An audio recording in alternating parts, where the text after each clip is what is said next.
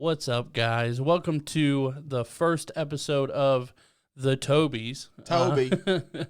These are going to be Think Outside the Box episodes. It's going to be our bonus segment for 10 weeks. Just different ways to view stuff, different life hacks and whatever. Tricks to save you money Yep. from all types of things that'll help you. Hopefully beneficial. Yes. Hopefully it's beneficial. We tried to think of a name here, and fucking Toby's the best thing we thought of. But the I like it though. The more I say it, the more I like it. right, So, right. So Think Outside the Box episodes. This is volume 1, obviously. Yep. Thank you for being on the Patreon, by the way. But Yes. so for your first Toby, what you got for me? So I got to thinking where I work, man. Most of the my coworkers tend to have a lot more bitchy customers than I do. Okay, all right. I'm listening. And I started to think about why that is. You know what I mean? Even today, I left to go to lunch. I came back. My boss is like, "You lucky you went to lunch when you did, because I had 3 bitchy customers back to back to back, and I'm like, damn, I haven't had one all day." Right. And then it's like that a lot though. Like oh man, like you missed it. Like I always miss the fun shit. I always say like right. all the drama. The drama. Yeah, because I'm never there. And then, I started to think about what is it that I do? Is it something that I specifically do to just, not have people come at me a certain way? I have heard that, I'm a naturally bigger dude, so that helps. And, my resting bitch face is I look angry anyway. That's fierce, dude. So, fierce. yeah, I guess Almost those as things. fierce as mine. I guess those things help in a way. But no, I think a lot of it is the mindset that you have when you go into situations like that. Because I notice a lot of people, first of all, you got to understand, like, it's a customer. Mm-hmm. And you have to understand the context that they're in versus the context that you're in. As far as, like, when you go into a store. Right. Your whole entire perspective of being in that store changes. It's different than you actually working there. Even if you go into that job as just, in your street clothes. Like, you're not thinking about it from the work aspect. Yeah, like one side of the conversation has to be professional. Right. The other side does not. Right. It's informal as hell. Right. As you want to be, really. Right. You're off the clock. They know you work there, but hey, right. You're a customer at that point. Right.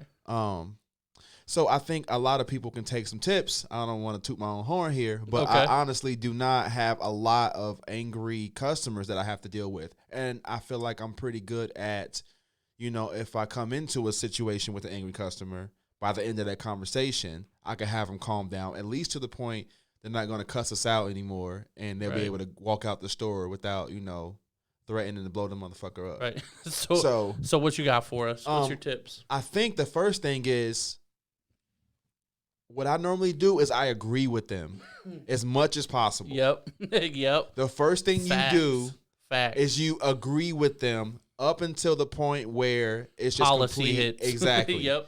Damn near. I always used to say, like, when I was on the phone with AT&T, talking to customers or whatever, all the time I'd be like, dude, I'm with you. Right. I'm like, I get it. I'm on your side. Let me see what I can do. Right. Like, I got you. Right. Kind of play like you're a lawyer almost. Right. And like, in a way, like, okay, yeah. I got your back. Exactly. Right. I'm in this for you. Yep. Don't make it seem like you're for the company. Make it look like you genuinely understand what they're going through from their perspective. Right. And then try to find a resolution that helps both sides, I guess. While also not giving a fuck. Right. Right. Because at the end of the day, my ultimate goal was to shorten this. I want this as short as possible.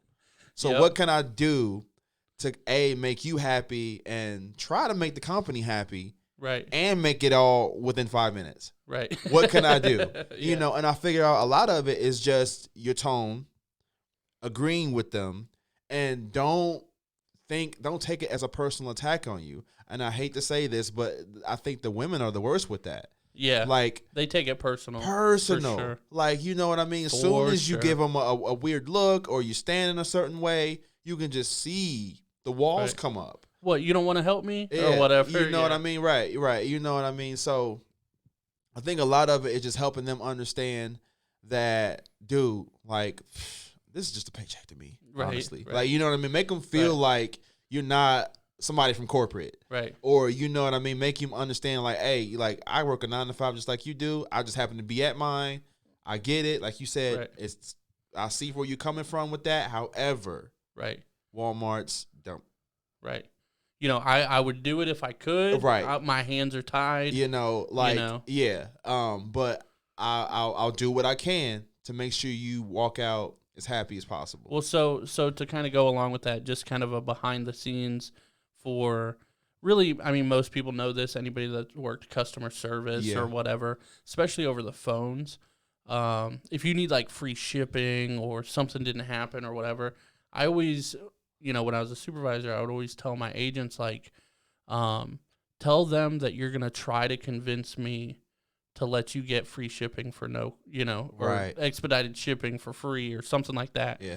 And that way it plays you up. Gotcha. Because it's like you know, put your neck out on the line to try to get it when you know I'm going to approve it. Right. Like when it falls under this category, you know they're going to get it. Right. Just say, hey, you know, I need an approval for this. Let me explain the issue. You know, I think we can get it for you, but let me double check, you know, or whatever. And then like, hey, you know, I talked to my supervisor. He said, you know, he's with you too, or whatever it is, and then they get free shipping. Right. And it just makes the whole thing go so much better when the whole time we were going to give them free shipping. Right. Right. Like it doesn't matter. Yeah. You know what I mean? Right. Like, but like you said, it's all about the approach and how, like, that's kind of a quote unquote trick kind of thing, but it's just how you approach it, how you get good surveys, how you get good feedback from customers, how customers will come up to your manager and say, you know, he did everything he could, Right. you know, or whatever. Right. And it's like, you know, under the policy, you were going to get this anyway, but you don't know that. Right. You know what I mean? Right. So Right. it's definitely all about tone and everything. I'm a firm believer in you can tell people whatever you want. You just have to say it in the right way, in the right tone, and things like that. So a great quote. You know what I mean? And I taught that to my agents as well, and we had good scores and shit for basic stuff. It works. So it works. I think a lot of people, like, okay, say for example, when I was a manager, I would get approached about a bad situation that I have to intervene in. Right. So, you know what I mean? Like, hey, so-and-so's over here, I don't know, throwing this around with his buddies. And I told him to stop. Right. They said, oh, F you, this and that, get out of here, B, and all this. I told them, you know, if they didn't stop, I'll go get my manager. Here I am. And in your mind, you're like, fuck. Right. That's what you get paid for, though. Exactly. Yeah. So, but I've seen, like I said, I hate to hate on the women. Please don't shoot me.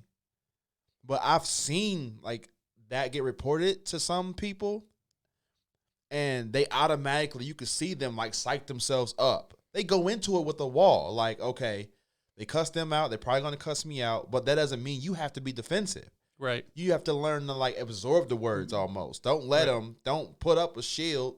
Right. Be as you are and just let that shit roll off of you. Right. Because they can sense when you come into it. By the way, you're walking towards the situation and all of that. All of that matters. Yeah, they could tell you don't even want to help or anything. All of that matters. From the moment they see you to the moment that conversation ends. Your posture, everything. Yeah, they're sizing you up. They automatically, they're forming an opinion about what this motherfucker is about. Is he going to try to genuinely help me? And your walk and say it all. Right. The way you walk to the situation. It's going to be like, oh, yeah, this is not going to go good. You know what I mean? So it's just the little things that, like you say, you have to step outside the box, try to view yourself outside of yourself in a way, and be like, okay, if I go into it hot-headed, even though, you know, I could potentially agree with them or whatever, I just know what happened before I got here, and you're bracing for that sort of impact. They can sense all of that. Right. You know what I mean? So that was, to kind of close out this topic, that was my whole thing with my agents and stuff too. I'd be like, you know, why did they escalate or whatever? Like literally, and I'd break it down for them. Like I literally told them the same thing you did, which is often the case when you get your manager or whatever. Yes. But why do you think they didn't believe you? Right. It's because of how you said it, how you sounded like you weren't willing to help. Right. You just shut them down. You said, no, we can't do that. Interrupt the mid-conversation. Yeah. All that little stuff like that. All that. A little bit matters. Of pushback. Like, yeah. I told them the exact same thing, and I just approached it, and they thanked me at the end of the fucking phone call. Right. Like, Right. It's just all about approach. Right. I'm a firm believer in that. Yep. So What you got, man? My thinking outside the box type thing. It's kind of short. It's probably not going to be another 10-minute conversation like that was, but I think it's super beneficial because a lot of people don't think about it. In my life and just kind of the way I live life, like it's kind of all math because I'm a loser and I'm lame, but I just everything is math and like what makes the most sense to me. Yeah. So I overheard somebody at the gas station like last week or something, and they said they're like, "Hey, do you want to use your 50 cents off per gallon?" And they're like, "No, gas is super cheap. I don't want to use it right now." Right? Makes sense, right? On the surface, makes total sense. Yep. I'm gonna tell you why it doesn't make sense mathematically, because we'll just use 50 cents off per gallon, and we'll say $2 a gallon, just for easy numbers, right? Okay. Yep. So that 50 cents off of that $2 is 25%, right? Yep. So you get 25% off each gallon, essentially, with that deal, right? Yep. So say gas is $1.50, right? It's cheaper, right? Yep. But you still have 50% off. Or not 50% off, sorry, 50 cents off. Right. So now that 50 cents is a third of that $1.50. So that 50 cents is getting you 33% of your gas at $1.50. At $2, it's only getting you 25% of your gas. So it's actually more practical to use your gas discounts or anything similar to that when it's actually cheaper. You get more out of that 50 cents. That sounds so counterintuitive, doesn't it? It really does. It really does. You would feel like it doesn't make sense, but we'll do $1. If gas was $1, you had 50% off or 50 cents off, you get 50% off, right? Right. But if gas is $2 and you have 50 cents off, you get 25% off. Right. Yeah. It's smarter to use the discount when gas is actually cheaper. Wow. It's weird. Yeah. You actually save more money doing it that way. Okay. So do you have a Speedy Rewards and all that? You use all that regularly? Yeah. I don't have a Speedway over my house. I got a Circle K, and they do something like that, I think. Yeah, they do. Okay, but There's I don't think it's nearly as robust. Like, people really have won rewards and everything off of the To be honest with you, with the Speedy card, I really just use it because they got a sweet Red Bull deal. Oh, with the card? Yeah, so if you buy, like, Red Bulls are 2 for $7 for the 16 ounce. They're fucking expensive. I know, don't talk to me. I get it, though. Like, damn. 2 for $7, right? If you buy 6 of them, not at once, but just over time, you get your 7th free. Oh. So I drink mad Red Bulls. So I get like 2 or 3 free Red Bulls a week. Okay. And Jess uses my Speedway too, because you can just type in your phone number. Right. So we get so many free Red Bulls. Right. Super nice. Plus all the bonus points and all that shit. So yeah, Speedway, what up? Dope. Hit us with that sponsor, even though you're not going to see this because this is on the Patreon. What up? But yeah, I mean, that was the first episode of the TOBEs. Yes. Right? Thinking outside the box, right? Episodes. Yes. TOBE. Yes. TOBEs. Toby. So we should end every episode like that.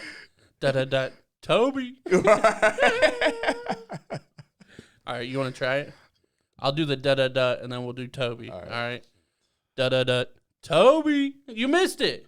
I don't know we're doing it together. Yeah, we got to do it together. All right. You ready? Yep. Toby.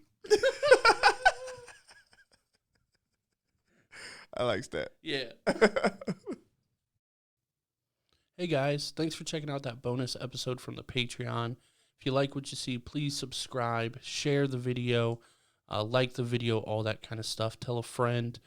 And if you want to see more of these bonus episodes 3 months before the public, sign up for our Patreon. We release new episodes every week and a ton of other bonus content.